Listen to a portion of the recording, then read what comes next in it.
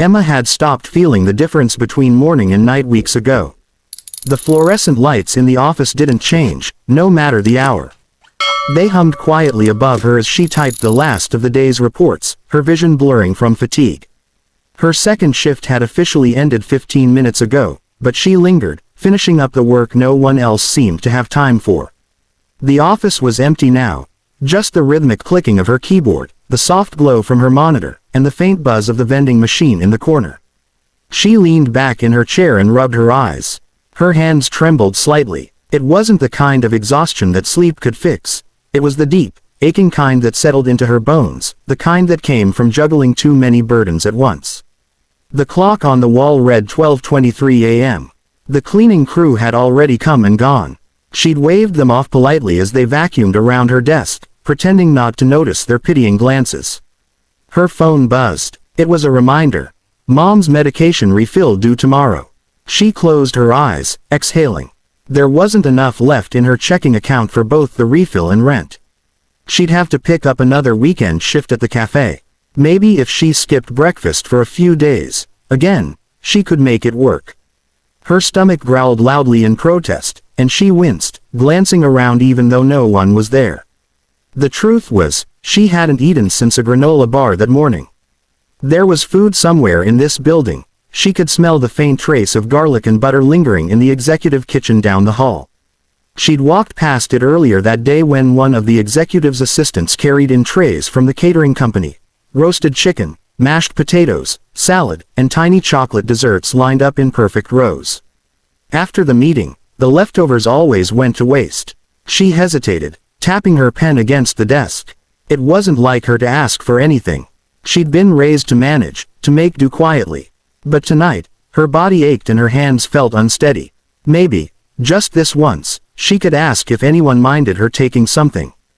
Her manager, Paul, was usually still online this late. He'd understand. She opened her phone and typed, her thumbs shaking slightly as she composed the message. "Hi Paul, I know it's late. Would it be okay if I took one of the leftover meals from the exec fridge? I haven't had dinner and everything's closed now. I'll replace it tomorrow." She hesitated over the send button. It felt humiliating to even write it, as if she were begging. She almost deleted it, but her hunger made the decision for her. She hit send and placed her phone face down, hoping he wouldn't make it awkward. The sound of her phone buzzing again startled her. She flipped it over, expecting a short, "Sure," or maybe a thumbs up emoji. Instead, she froze. The name at the top wasn't Paul Turner. It read, Daniel Carter, the CEO. Her heart stopped. Her breath caught in her throat as panic flooded her. How did that even happen? She scrolled up in disbelief and realized her phone's contact list had auto-suggested the wrong number. Paul Carter was her manager's full name, but the system had filled in Daniel Carter instead. "Oh no," she whispered, covering her face with both hands. Her mind spiraled. What would he think of her? That she was stealing company food. That she was unprofessional. She'd only been at the company for a year, barely long enough to feel like she belonged there. She couldn't afford a mistake like this. She checked her phone again, hoping maybe he hadn't seen it yet. No such luck. The message had been marked as read. Her fingers hovered over the keyboard as she tried to type an apology, something that would explain the situation without sounding desperate. But what was there to say? "Sorry, Mr. Carter. I didn't mean to ask you for dinner." The thought alone made her cringe.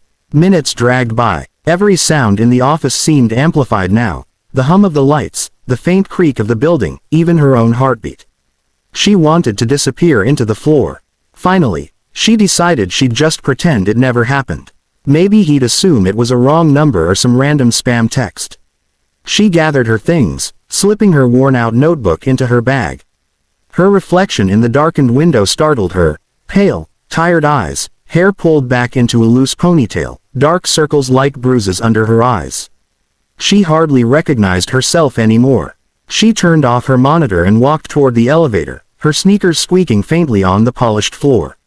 As the doors slid shut, she let out a shaky breath, pressing her forehead against the cold metal wall. She'd deal with the embarrassment tomorrow. Tonight, she just needed to get home, maybe drink some water, and try to sleep before her alarm went off again at 6. When she stepped out onto the quiet street, the city felt heavy with silence. Streetlights glowed dimly, casting long shadows over the sidewalk.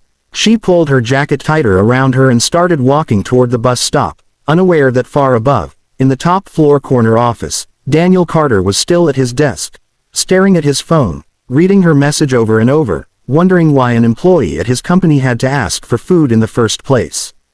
Daniel Carter wasn't a man easily distracted. He'd built his reputation on precision. Every deal, every number, every decision calculated down to the last detail. But for some reason, that late-night message from an employee named Emma Johnson wouldn't leave his mind.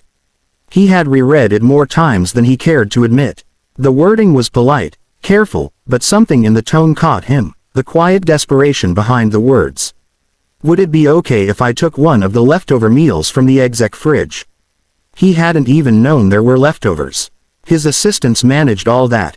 But what bothered him most wasn't the request itself. It was the fact that someone in his company felt the need to ask permission just to eat. By the next evening, the thought was still there, nagging at him through meetings, calls, and endless reports. He'd even caught himself glancing toward the employee directory, searching for her name again.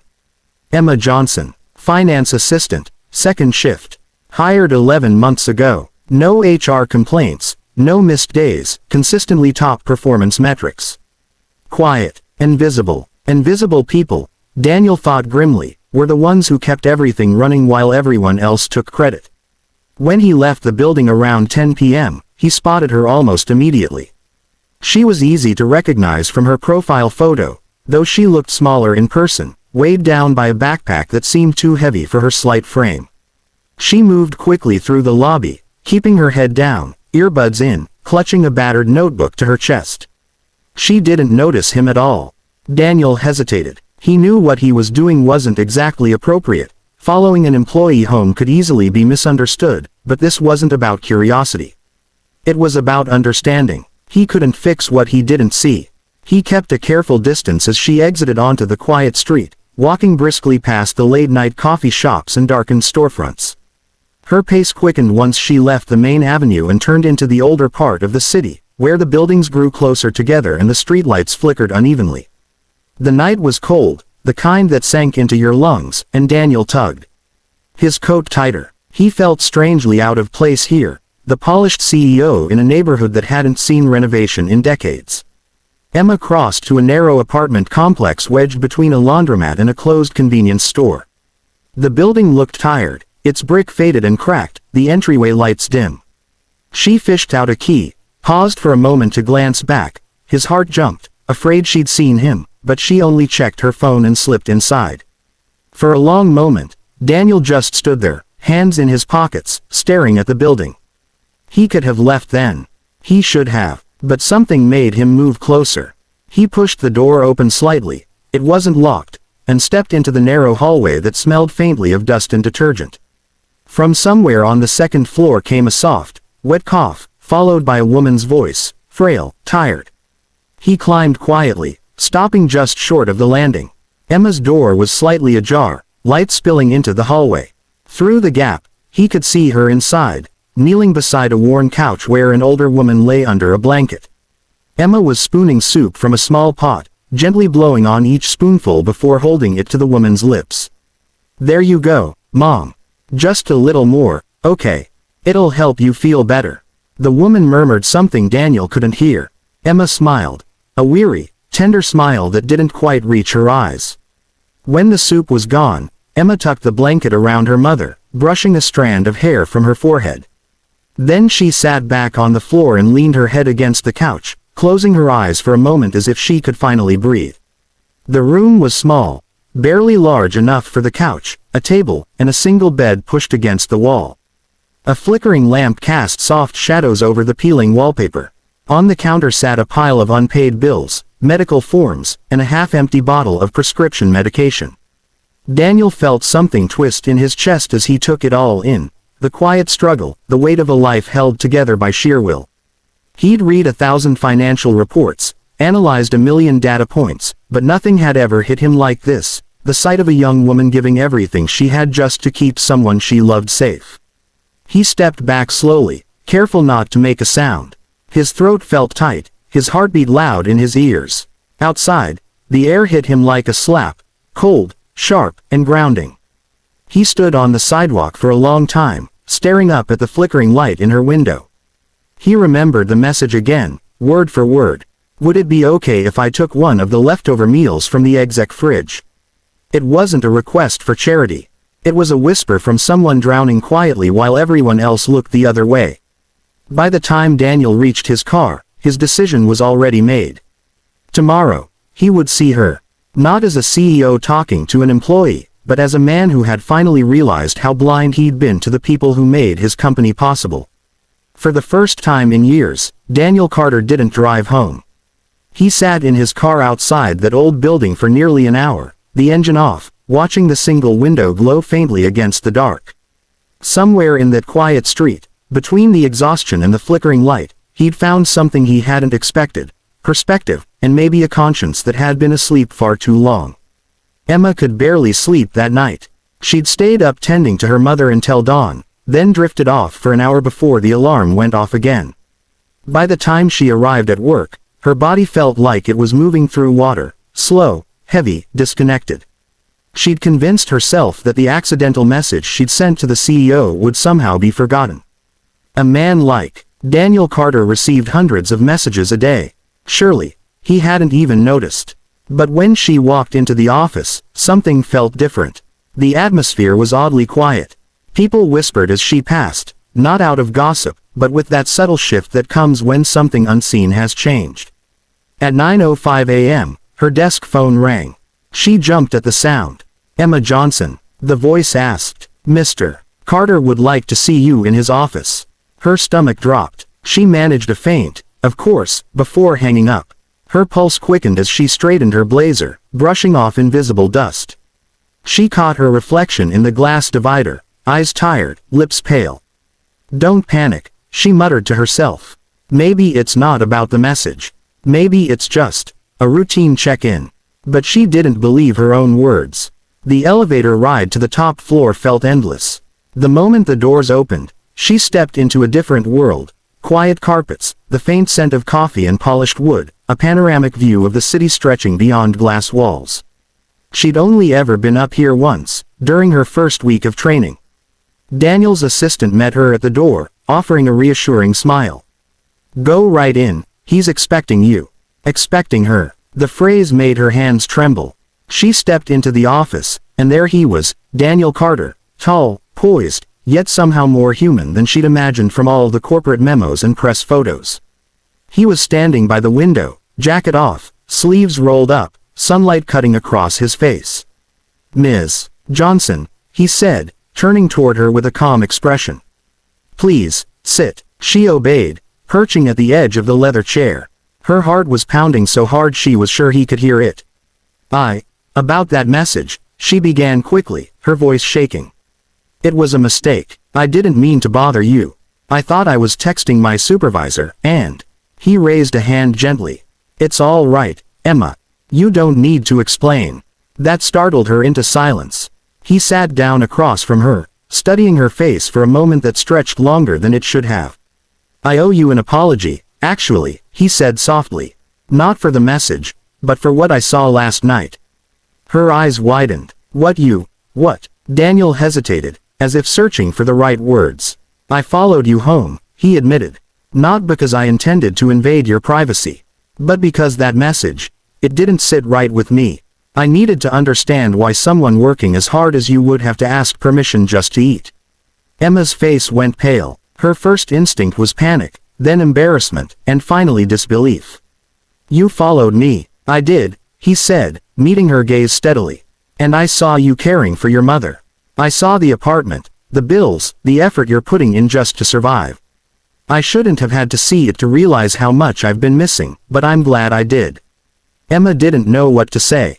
Her throat tightened. The humiliation burned in her cheeks, but behind it was something else, an ache, a strange relief that someone had finally noticed. Daniel reached into a folder on his desk and slid a document toward her. "This," he said, "is your new contract. You're being promoted to full-time senior assistant. Higher pay, full health coverage, including dependents, and flexible hours."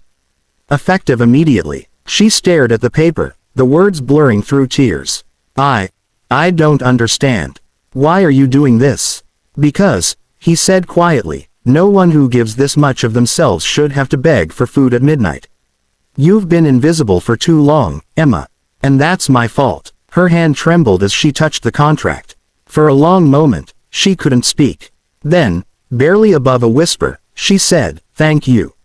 But, I didn't want pity. He smiled faintly. It's not pity. It's correction. The silence between them softened. Outside, the morning light shifted across the skyline. Emma wiped at her eyes, embarrassed by her own tears, but Daniel didn't look away. You know, he added after a pause, last night, I realized how easy it is to lead from the top and never look down. But leadership means seeing the people who hold the company together when no one's watching. Emma let out a shaky breath, somewhere between a sob and a laugh. You make it sound simple. It's not, he admitted, leaning back. But people like you make it matter. When she finally left his office, her heart was still racing, but this time, it wasn't from fear. The world outside looked a little brighter, the air a little lighter. She clutched the new contract to her chest as she stepped into the elevator, feeling something she hadn't felt in a long time, hope. Back in his office, Daniel stood by the window again, watching her disappear into the crowd below. For the first time in years, he wasn't thinking about profits or projections.